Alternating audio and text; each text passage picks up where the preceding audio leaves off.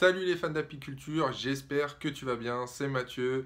Ravi de te faire cette petite vidéo aujourd'hui sur le thème de la dérive. Alors nous allons voir ce que c'est, pourquoi, comment, pourquoi est-ce qu'il faut l'éviter, dans quel cas ça apparaît. Voilà, je t'explique ça dans le reste de la vidéo. Juste avant, je t'invite à nous rejoindre sur la chaîne YouTube, la page Facebook et l'Instagram de la Fabrique Hippique. Si ce n'est pas déjà fait, tu as en dessous dans la description de la vidéo ton e-book offert sur 10 plantes mellifères utiles aux abeilles tout au long de l'année, tout au long des saisons. Voilà.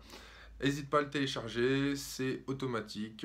Tu rentres ton adresse mail et ton prénom et je te l'envoie. Allez, on va voir ce que c'est la dérive tout de suite. Alors, la dérive, c'est quoi? Eh bien, c'est un phénomène que tu vas retrouver dans ton rucher, suivant le type de rucher que tu auras. Eh bien, tu auras les abeilles d'une ruche A qui vont rentrer de butinage et qui termineront dans une ruche B. Alors, tu le retrouveras principalement sur des ruchers voilà, posés sur des traverses de bois avec peut-être des parpaings en support, des ruchers vraiment linéaires. Et tu pourras aussi retrouver ce phénomène sur des ruchers posés sur palettes qui sont souvent utilisés par des professionnels pour faciliter surtout la transhumance. Ces abeilles vont donc passer d'une ruche à une autre. Il faut savoir qu'elles ne se limiteront pas de la ruche A à la ruche B. Tu pourrais très bien aussi avoir une abeille qui passe de la ruche A à la ruche B, voire à la ruche C ou à la ruche D, suivant la configuration de ton rucher. Il y a différents paramètres que tu dois prendre en ligne de compte lors de cette installation. Ça va être la distance entre tes ruches. Plus tes ruches seront proches, plus tu auras ce phénomène de dérive. Un autre paramètre à prendre en ligne de compte, plus tu auras de ruches dans un rucher, plus ce phénomène de dérive sera aussi accentué du fait de la surpopulation de colonies au même endroit. Allez, je te fais un petit schéma pour t'expliquer tout ça. Alors, comme tu as pu le voir sur la photo juste avant, nous avons exactement le même modèle de rucher linéaire posé sur des planches de bois, d'accord, avec nos ruches de R1 à R6. Ces petits dessins que tu vois ici, eh bien, ce sont trois zones distinctes de mielés au fur et à mesure de la saison. Nous pourrons donc situer une zone de butinage d'acacia à cet endroit-là, une zone de butinage pour le tilleul à cet endroit-là, et un autre ici situé pour le colza. Comment est-ce que cela va se passer? Eh bien, tu auras toutes tes abeilles qui vont partir sur les zones de butinage, d'accord? Comme ceci. Les éclaireuses repèrent la zone de butinage, transmettent le message à la colonie, toutes les abeilles viennent récupérer le nectar pour la mieler. Lorsqu'elles ont effectué leur travail de butinage, les abeilles vont revenir. Ce qu'il faut savoir sur ce type de rucher, c'est que tu vas retrouver principalement sur les ruches R1, R6 et encore un petit peu sur la R2 et sur la R5, la concentration d'abeilles et de mielés. Si tu es sur des modèles par exemple d'Adam, eh bien tu vas devoir placer des hausses en nombre plus conséquent sur la R1 et sur la ruche numéro 6, un petit peu moins sur la ruche numéro 2 et sur la ruche numéro 5. Et à savoir que la ruche numéro 3 et la ruche numéro 4, dans certains cas, soit te produiront très peu de miel, voire peut-être même pas une hausse, d'accord, ou quasiment pas. Pourquoi? Parce que ta colonie de ruche numéro 3 et ruche numéro 4 auront été affaiblies, d'accord, puisque les abeilles se seront réparties sur les autres ruches. Prenons un autre cas où notre mielet d'acacia serait situé ici. Comme tout à l'heure, l'ensemble des colonies vont venir sur la zone de butinage lorsque la mielée d'acacia sera active, d'accord? Ce qu'il faut savoir dans ce cas-là, c'est que tes ruches numéro 1 à numéro 3, elles seront dans un cas peut-être de surpopulation et de surproduction de cette mielée. Tu devras donc anticiper ça en ajoutant soit des hausses situées sur une ruche d'Adam, soit en rajoutant des éléments varés par le bas ou par le haut, suivant la période de l'année où tu es. Pourquoi est-ce que la ruche numéro 1 et numéro 3 seraient plus sollicitées que la ruche numéro 4 à la ruche numéro 6? Eh bien tout simplement parce que dans cet effet de groupe, les abeilles reviennent principalement, on le sait, à sa ruche, d'accord? Mais dans certains cas, avec le cas de dérive que je t'explique actuellement, eh bien ces abeilles pourront revenir entre guillemets au plus proche, d'accord? Le fait que l'abeille soit totalement chargée en nectar, eh bien les gardiennes laisseront entrer, accueilleront ces abeilles vagabondes, entre guillemets, d'accord, et ces abeilles viendront déposer leur nectar dans cette ruche. Ce qui fait que tu auras, voilà, des mielées plus fortes sur les ruches à proximité de cette mielée. Maintenant, prenons le deuxième cas de figure, celui de la photo numéro 2, avec des ruches disposées sur palette, que ce soit tout simplement pour les isoler du sol gratuitement. Ce que je fais, je récupère des palettes pour installer ma ruche. Par contre, je n'installe qu'une seule ruche sur une palette, d'accord? Ou pour, dans certains cas, pour certains professionnels, effectuer pour faciliter, comme je te le disais au début, les transhumances, d'accord? Donc nous allons avoir la ruche numéro 1 avec une sortie dans ce sens, la numéro 2 dans ce sens, la numéro 3 dans celui-là, d'accord? Et la numéro 4 dans celui-ci. Pareil pour la ruche d'à côté, d'accord? Avec donc des sorties dans chaque sens différent. Et bien là, tu auras le même cas de figure. Suivant l'orientation de l'entrée de ta ruche et le sens de la mielée par rapport à celle-ci, tes ruches auront une différence au niveau population et au niveau intensité de la mielée à l'intérieur de la ruche.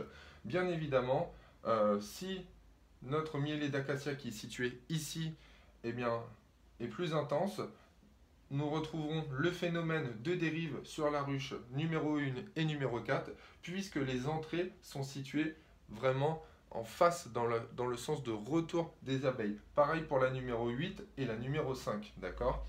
A contrario, si la mielée de tilleul est plus importante de ce côté-là, d'accord? Eh bien, nous aurons l'effet inverse. Nous aurons la ruche numéro 6 et sûrement la numéro 5, avec la ruche numéro 2 et numéro 1 qui seront en surpopulation et avec des mielées de tilleul beaucoup plus importantes que les ruches numéro 7 et 8 et numéro 3 et 4 qui seront à l'inverse de l'orientation prévue. Alors, comment diminuer cet effet de dérive? J'ai commencé à te donner quelques pistes juste avant. Dans un premier cas, tout simplement, espace plus tes ruches. Plus tes ruches seront proches les unes des autres, plus elles sont concentrées, plus l'effet de dérive pourra être important.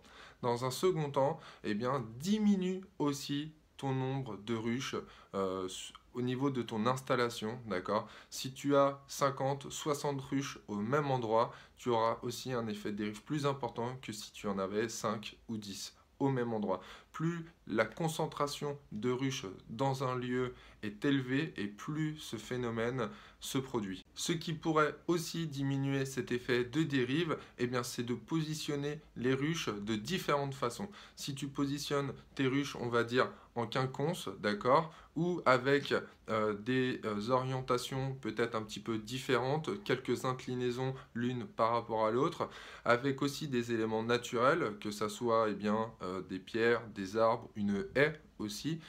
Ce sont des éléments que les abeilles prennent en compte dans leur orientation pour pouvoir se localiser au mieux au niveau de la ruche. C'est un phénomène que tu pourras faire diminuer mais que tu ne pourras pas faire disparaître malheureusement. Dans la nature, sur une parcelle donnée, la concentration de colonies d'abeilles est plutôt faible. C'est ce qui est le problème de notre apiculture, vu que sur un même endroit, nous concentrons quand même un nombre de ruches assez conséquent, ce qui n'est pas un phénomène, du coup, tu le comprends bien, naturel. Tu te demandes peut-être pourquoi éviter cette dérive, qu'est-ce que cela apporte?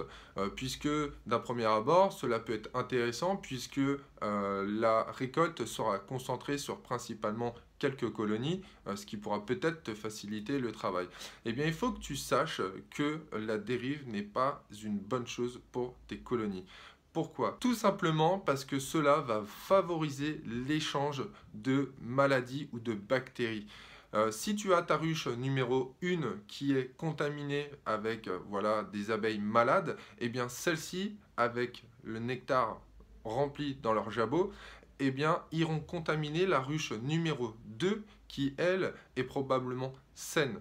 D'accord? Et justement, on essaye d'éviter cette prolifération, cette propagation de maladies de ruche en ruche. Un autre effet néfaste de la dérive, c'est la prolifération du varroa. C'est une chose que l'on ne prend pas beaucoup en compte dans le problème du varroa, mais une abeille porteuse de varroa rentrant dans une colonie qui en aurait très peu, voire peut-être pas dans certains cas, pourrait apporter cette infestation sur de nouvelles colonies dans ton rucher. Une autre chose à prendre en compte lors de ce phénomène, eh bien, c'est l'affaiblissement de certaines colonies. Autant certaines colonies pourraient être surpeuplées, autant d'autres le seront moins, seront carrément, je pense, sous-peuplées. Ce qui peut bien évidemment apporter une famine, puisque bien évidemment le nombre d'abeilles revenant à la ruche avec de la nourriture est moindre, eh bien c'est l'affaiblissement, l'appauvrissement de nourriture de ta colonie. Et on le sait, toi et moi, si ta colonie n'a pas un stock de nourriture assez conséquent pour entamer l'hiver, eh bien tu risques de la perdre au cours de cette mauvaise saison. Alors, souviens-toi des différentes choses que provoque la dérive. En 1, on a vu la transmission de maladies et de bactéries. En numéro 2, la transmission du varroa.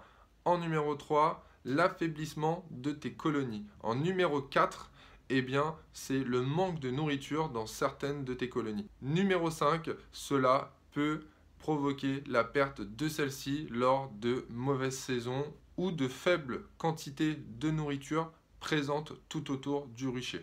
Et voilà, pour ma part, j'ai fini de t'expliquer la dérive. J'espère que tu as compris ce que c'était. Si c'est le cas, n'hésite pas à mettre un gros pouce bleu en dessous de la vidéo.